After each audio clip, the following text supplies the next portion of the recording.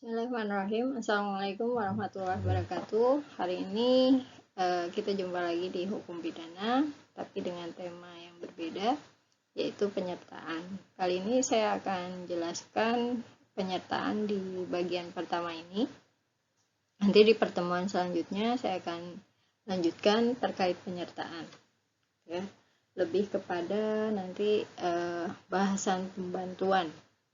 Baik. Dengan saya, Meliana Damayanti, kita akan bahas sekitar 22 slide. Baik, kita lanjutkan.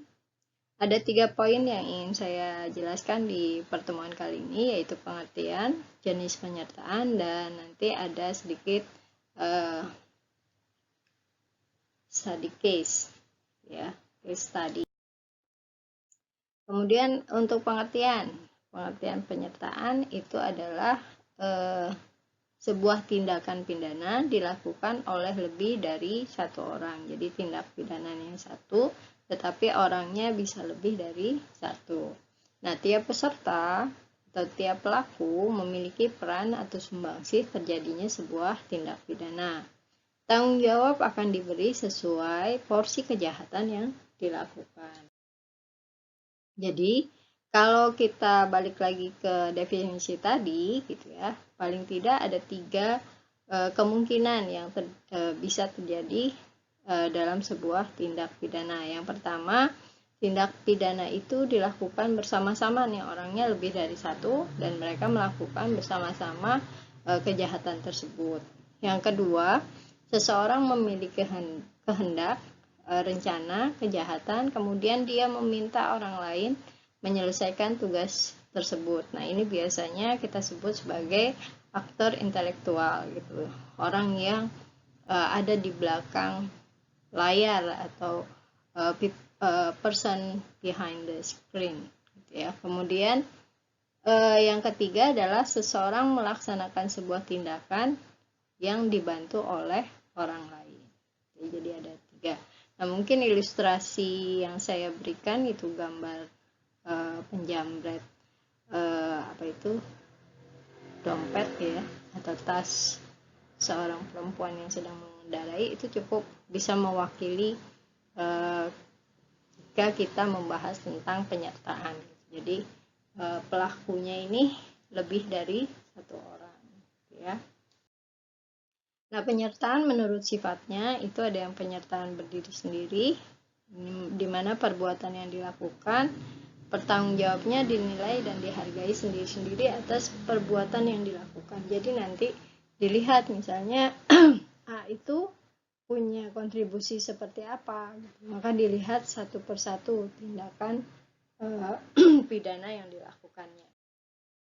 Kemudian yang kedua, penyertaan yang tidak berdiri sendiri, maka ini masuk dalam jenis pembujuk, pembantu, menyuruh laku gitu ya. Itu adalah penyertaan yang tidak berdiri sendiri. Maka pertanggungjawabannya harus dilihat ketergantungan dengan pelaku yang lain gitu ya, digantungan dengan perbuatan peserta lainnya atau pelaku. Nah, ini memudahkan gitu ya, bagan yang memudahkan teman-teman semua untuk memahami materi penyertaan. Jadi penyertaan ada 2, yaitu pembuat dan pembantu. Untuk hari ini saya akan lebih membahas tentang pembuat. Nah, pembantu nanti kita bahas pada hari berikutnya gitu ya. Nah, pembuat ini ada 4, yaitu pelaku, menyuruh lakukan, turut serta, penganjur. Nah, untuk pembantu itu ada 2 juga, saat dan sebelum. Ya, saat melakukan dan sebelum melakukan tindak pidana. Sementara itu penyertaan dalam KUHP itu dibagi 4 tadi gitu ya. Nah, yang pertama itu ada pembuat itu di pasal 55 itu ada 4 bagian, yaitu pelaku atau plagiar, menyuruh melakukan atau don't plagiar, turut serta Medplager dan penganjur Whitlocker. Ya. Nah, di pasal 56 yaitu pembantuan, itu mereka yang sengaja memberi bantuan pada waktu kejahatan dilakukan atau saat terjadinya kejahatan. Yang kedua, mereka yang memberi kesempatan, sarana, atau keterangan untuk melakukan kejahatan. Nah, untuk pelaku adalah orang yang melakukan sendiri perbuatan untuk memenuhi rumusan delik. Dalam prakteknya sulit menentukan, terutama dalam hal pembuat undang-undang tidak menentukan secara pasti siapa yang menjadi pembuat. Kalau di Indonesia lebih kepada pelaku ini adalah pembuat dalam arti sempit. Artinya orang yang menurut maksud undang-undang dapat mempertanggungjawabkan tindak pidananya, ya. Jadi dia berlaku sempit. Sementara menurut Undang-Undang Belanda, pembuat dalam arti sempit, pelaku adalah orang yang mempunyai kekuasaan atau kemampuan mengakhiri keadaan terlarang, tetapi tetap memberikan keadaan terlarang itu berlangsung terus. Artinya dia sebenarnya punya kemampuan untuk tidak melanjutkan tindak pidana, tetapi dia melakukan. Maka inilah yang disebut pelaku atau pembuat. Nah, Pompe memberikan pengertian bahwa pembuat atau pelaku adalah orang yang mempunyai kewajiban untuk mengakhiri keadaan terlarang tersebut. Nah, kedudukan pasal 55 ini sering dipermasalahkan. Artinya sering ada perdebatan gitu ya.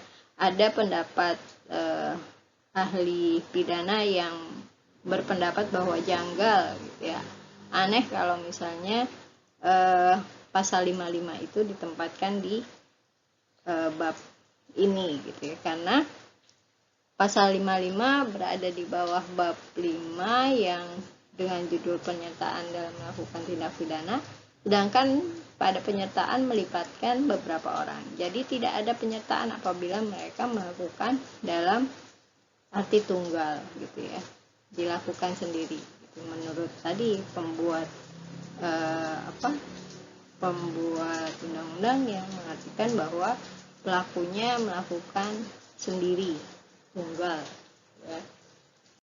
Nah, untuk yang pendapat yang menyupport gitu ya, dalam pasal 55 itu menyebut mereka yang dipidana sebagai pembuat, mereka yang melakukan. Jadi di garis bawahi mereka yang melakukan. Jadi pasal 55 ini menyebut siapa yang dinamakan pembuat. Pembuat adalah sesuai dengan pandangan luasnya mereka yang melakukan. Jadi nggak lihat sendiri atau banyak, tapi dia melakukan kejahatan tersebut.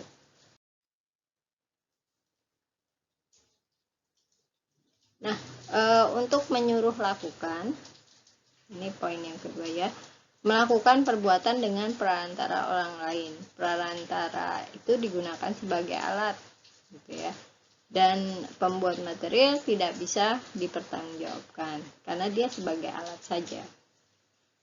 Jadi dia nggak tahu. Misalnya seorang dokter memberikan obat, padahal obat itu bagi pasien ini adalah racun gitu ya.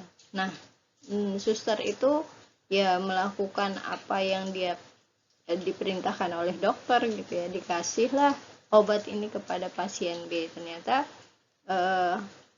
obat itu bereaksi dan matilah B. Jadi dalam rangka misalnya A-nya dokternya itu punya niat jahat gitu ya, dia kasih ke C tolong ini untuk resep obatnya si B gitu ya, padahal dokter A ini bermaksud untuk membunuh si B. Nah, kemudian karakter downplager ada dua pihak yang terlibat, yaitu pembuat langsung dan pembuat tidak langsung. Sarana dalam pembuatan langsung yang digunakan adalah manusia. Sarana yang digunakan pembuat bukan alat yang mati. Alat yang digunakan pembuat tidak langsung tidak dapat dipertanggungjawabkan. Nah, ini ada pengecualian yang menyebabkan pembuat material tidak dapat dipertanggungjawabkan. seperti pasal sebelumnya ya, kita bahas di pasal 44 itu ya. Bila ia tidak sempurna pertumbuhan jiwanya, bila ia berbuat karena perintah jabatan yang tidak sah, kemudian bila ia berbuat karena daya paksa, kemudian ia sesat atau keliru mengenai salah satu unsur delik. Kemudian yang kelima, bila ia mempunyai maksud seperti yang disyaratkan untuk kejahatan yang bersangkutan. Nah, untuk bahasan turut serta, KUHP tidak memberikan definisi apa itu turut serta atau medpleger. Medpleger adalah orang yang dengan sengaja turut berbuat atau turut mengerjakan satu delik. Mereka masing-masing memenuhi semua unsur dalam rumusan delik. Salah seorang memenuhi unsur delik, lainnya tidak. Tidak seorang pun memenuhi unsur delik, tetapi secara bersama mewujudkan delik. Jadi ada 3 kemungkinan gitu menurut KUHP. Masing-masing memenuhi syarat unsur delik, hanya salah satu yang memenuhi, yang lain tidak gitu, maka nanti pertanggungjawabannya juga beda gitu. Atau tidak seorang pun memenuhi unsur delik tetapi terjadi perbuatan delik atau perbuatan pidana. Syarat adanya medpleger adalah ada kerjasama yang sadar dan ada pelaksanaan secara fisik. Jadi harus ada pengertian dan tujuan yang sama. Kemudian pelaksanaannya itu menimbulkan selesainya delik yang bersangkutan. Jadi lebih mementingkan ada pengertian dan tujuan sama. Jadi kalau nggak ada tujuannya ya nggak bisa. Ini syaratnya ya. Jadi nanti kalau pas teman-teman menganalisa harus tahu ini. Nah, ini untuk penganjur. Penganjur biasanya orang yang di belakang layar ya.